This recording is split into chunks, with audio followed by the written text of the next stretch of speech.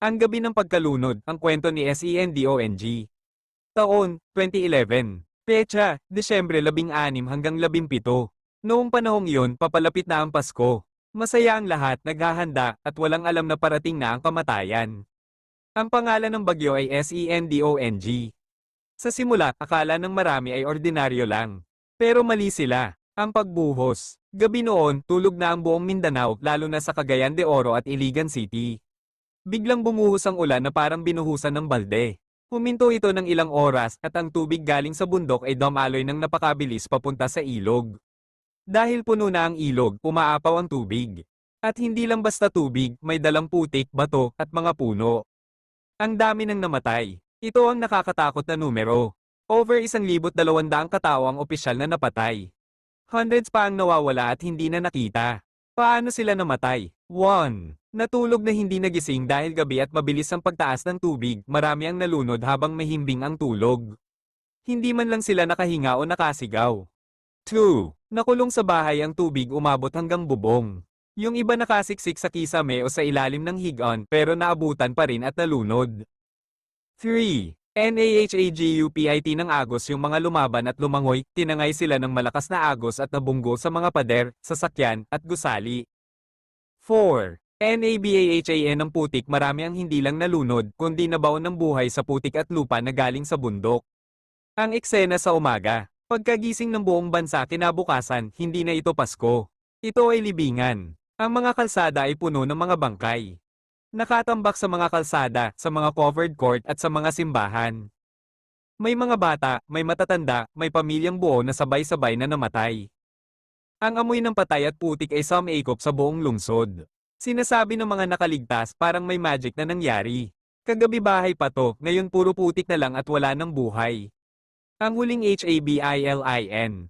Dahil sa sobrang daming namatay at sobrang laki ng pinsala. Nagdesisyon ng Pag-asa at World Meteorological Organization. Tinanggal nila ang pangalang SENDONG sa listahan ng mga pangalan ng bagyo. Hindi na ito gagamitin ulit.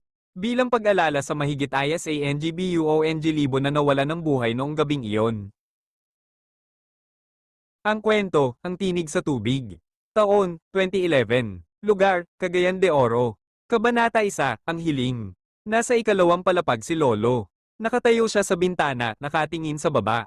Ang tubig ay umaabot na sa bewang, hanggang dibdib, hanggang leeg.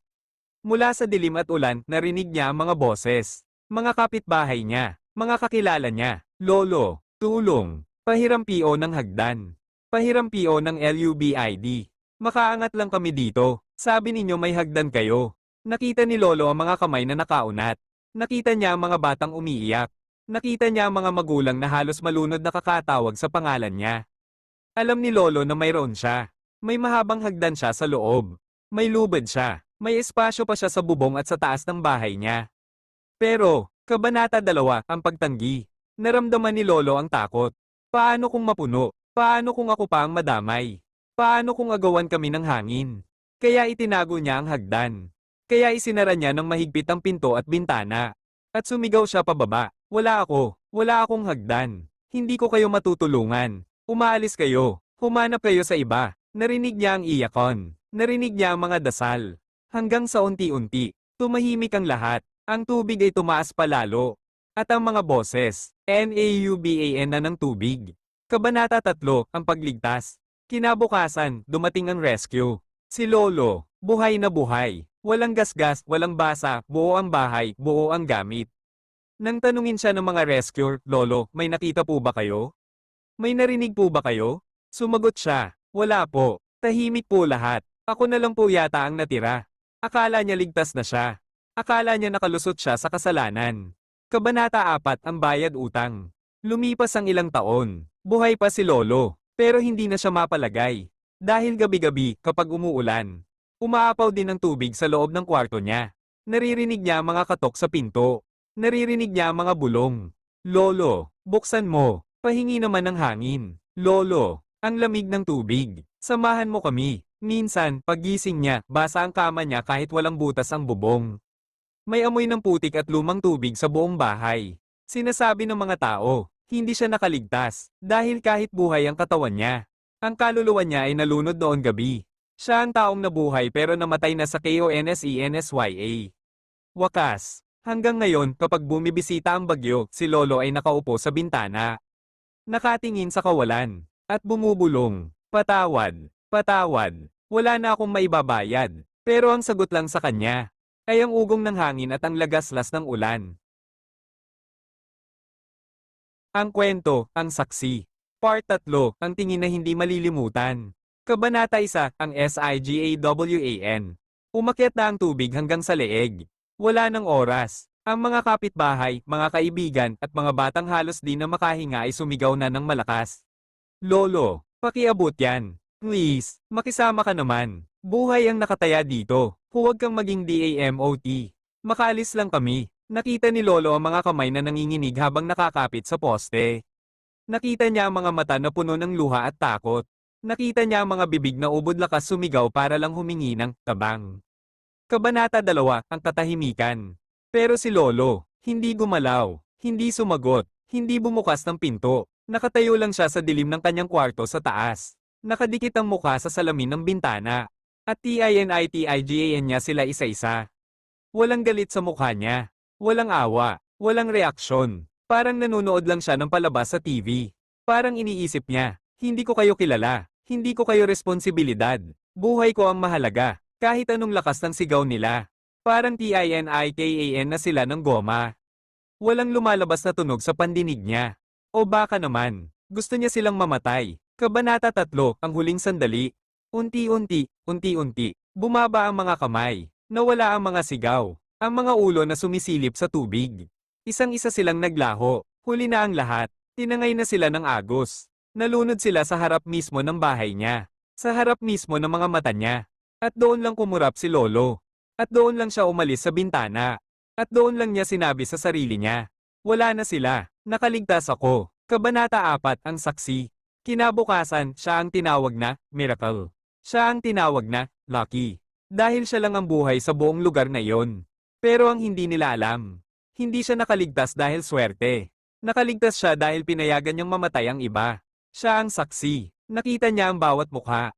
Nakita niya ang huling tingin nila bago sila lumunin ng tubig. At ang mga tingin na iyon, NAKUKULONG sa loob ng utak niya hanggang ngayon. Kabanata 5, ang kahapon na hindi mawala. Kaya ngayon kahit anong gawin ni Lolo, bukas man ang ilaw o sarado, nakikita pa rin niya ang mga anino. At gabi-gabi, sa panaginip niya, naririnig niya ang sigaw na paulit-ulit. Lolo, bakit hindi ka lumingon? Bakit TINITIGAN mo kaming NAMUMATAY? At doon siya gigising, nanginginig, dahil alam niya sa sarili niya. Siya ang buhay, pero siya rin ang pinakamasamang patay. Tapos ang kwento. Lolo Dante. Lolo Dante ang tawag sa kanya ng mga tao. Pero sa kwento, may tawag sila sa kanya. Ang taong may mata na bato o ang saksi na nanahimik. Ang tala, pangalan, Dante. Edad, 78 anyos noong nangyari. Lugar, Barangay Kanituan, Cagayan de Oro. Ang kwento, si Lolo Dante ang tinutukoy. Yung nakatayo sa bintana, hawak ang mahabang lubad at hagdan. Pero pinanood lang ang 33 katao na nalunod at namatay sa harap ng bahay niya. Sinasabi nila hanggang ngayon kapag umuulan ng malakas, nakikita si Lolo Dante na nakatingin sa ilog at bumubulong. Dante, Dante, bakit mo kami pinanood? Ang kwento, ang bulong sa tubig. Pangalan, Lolo Dante. Taon, 2026. Kabanata 1, ang naiwan. Lumipas ang maraming taon. Nabago ang anyo ng lugar. Nagtayo ulit ng bahay. Nakalimot na ang iba. Pero si Lolo Dante, hindi nagbago, hindi gumaling. Sabi niya sa mga interview at sa mga kapitbahay. Buhay man ang katawan ko, pero patay na ako sa loob. Kabanata 2, ang tunog na hindi MATIGILAN. Aniya, kahit anong gawin niya, kahit takpan niya ang tenga, kahit lakasan niya ang radyo o TV. Naririnig niya pa rin. Sa bawat patak ng ulan, sa bawat ugong ng hangin. Nagiging boses ito ng mga namatay. At paulit-ulit malinaw na malinaw sa tenga niya. Tabang, tabang, tabang. Kabanata 3, ang sagot sa kanya. At pagkatapos ng sigaw na, tabang, may sisigat sa isip niya. O baka siya rin mismo ang nagsasabi. Walang nakatulong. Wala, wala, wala. Dahil alam niya sa sarili niya. Nandyan siya, narinig niya, nakita niya. Pero hindi siya GUMAWAL. Kaya hanggang ngayon, ang salitang tabang ay naging sumpa na sa kanya. Ito ang orasan na tumatakbo sa utak niya na hindi na matitigil hanggang sa huling hininga niya. Kabanata 4, ang katotohanan. Sabi ni Lolo Dante, akala ko noong panahon na yon kapag hindi ako tumulong, makakaligtas ako. Akala ko may iligtas ko ang sarili ko. Pero mali ako. Dahil simula noong araw na yon, kasama ko na sila habang buhay. Araw-araw, binabayaran ko ang buhay ko sa pakikinig sa sigaw nila. Tabang, tabang, tabang. Wakas, si Lolo Dante ay buhay pa. Pero siya ang pinakamalas na tao sa mundo. Dahil habang siya ay nabubuhay, paulit-ulit na namamatay ang mga kapitbahay niya sa isip niya. At ang huling salita na maririnig mo sa kanya bago siya tumahimik. Walang nakatulong. Pero ako yung nasa harapan. Ako yung DGUMAWAL.